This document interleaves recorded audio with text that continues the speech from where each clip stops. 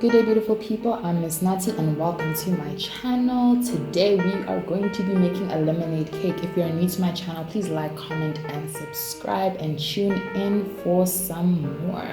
Okay, cool. So our lemonade cake is coming from Bosh. It's a duo, I believe, from Britain, and they create vegan recipes. So if you go onto their website and search up lemonade cake, you will find it. They use a granadilla, and there's a whole story behind who supplied them with the lemonade. Really cool. Check out their channel too. There's a lot of great vegan recipes. What's dope about this is that there's no need for egg replacement alternatives. So there's no extra neat things. So the ingredients list of what we need for this lemonade cake is self-raising flour, castor sugar, lemonade, obviously, canola oil,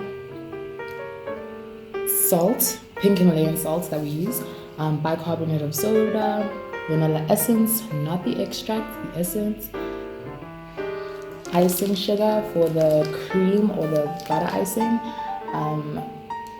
vegan butter or vegan fat spread, which is also for the icing. And you must always check that it is used for desserts and baking and what other uses it has. It's also used for spreading, but you must always check it just so you know that you're not using something weird.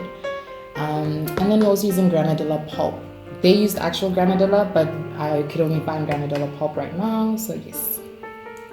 So they say that you must put everything into the food processor, but that's not my style. I normally wet ingredients, dry ingredients, and then mash or mix them in the blender.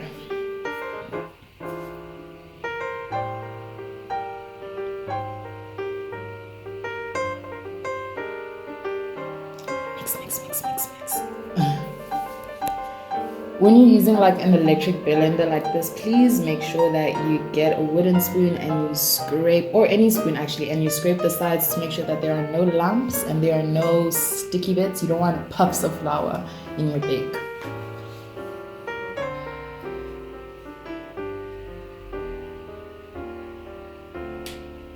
Smells delicious.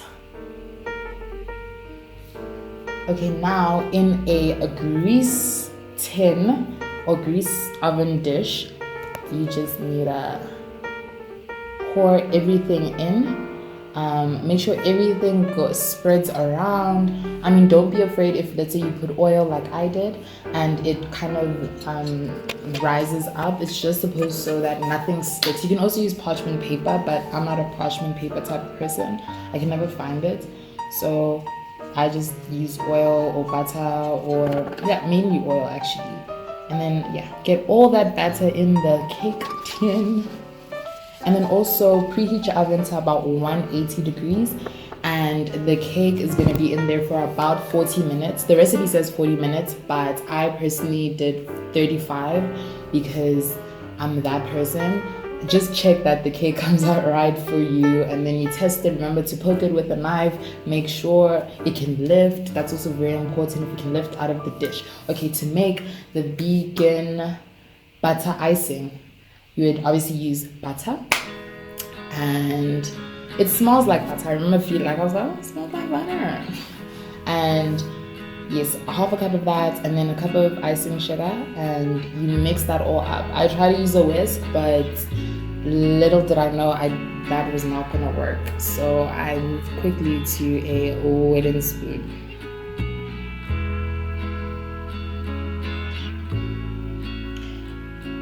Obviously, you don't have to follow like to the T the amount of sugar and stuff. Well, specifically sugar, if you're not into sweetening your stuff too much. I try to limit the sugar because I know my parents don't like intensely sweet stuff.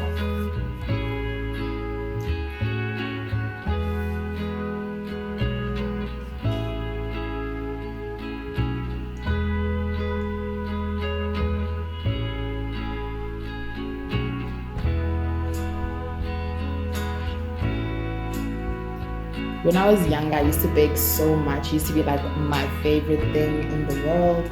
And now, ever since I went vegan, obviously in baking you use eggs, which I don't consume, and dairy, which again I also didn't consume. So baking became such a distant thing that I never really did anymore, which was weird because I think since I was young I used to love baking. But now, I mean, ever since finding Bosh and other vegan chefs and bakers, you find out really cool ways, whether it's through alternatives or it is through just this type of recipe. Alternative ways. There's another way to make scones with lemonade and soda water, which is also a very cool way. And I'm just like, okay, food scientists, I don't know. Okay, cool. So we're spreading all that butter. Again, I'm not a chef or anything. I am someone who eats food. So I just make food and eat it. And as long as it tastes good, it doesn't have to look good. So put some granadilla on top. Again, it just on top. It's granadilla pulp. It's not actual granadilla. So I think that's the only thing that was the biggest difference. Oh, but look at that crumble. When you cut into it, it is so together. It is not stodgy. Obviously, if it gets wet from the pulp, it will become moist and sticky and almost like it's a raw dough, but obviously now it is not doing that. It is so cool. I'm so proud of this cake. It is crumbly. The crumb on the, I don't know, I'm trying to remember like Great British Bake Off, but then the crumb is so cool. I don't know how to explain it. It's moist enough. It's well put together, and I'm putting more granadilla just to be extra. And yeah, look at all that slow pouring. Ooh. Okay, yeah, so that is me with the granadilla cake. Honestly, it was actually pretty delicious. It was sweet. I was a bit sweet sensitive at the time because of PMS, and I'm not really having the greatest appetite, but I did serve my parents the cake, and I must admit, I think they enjoyed it. I think they like it. My dad keeps on saying he's gonna get another slice.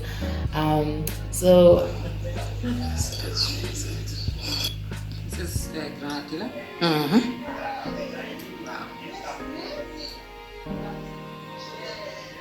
It was lovely, girl. They enjoyed it, I'm sure. So thank you for coming to my channel. Please like, comment, and subscribe. I will be doing more vegan tryouts, trying out new videos. Thank you for watching. Comment, like, follow me on social media at Miss Natty, and have a good day. Have a blessed day, and have a plentiful day. Bye.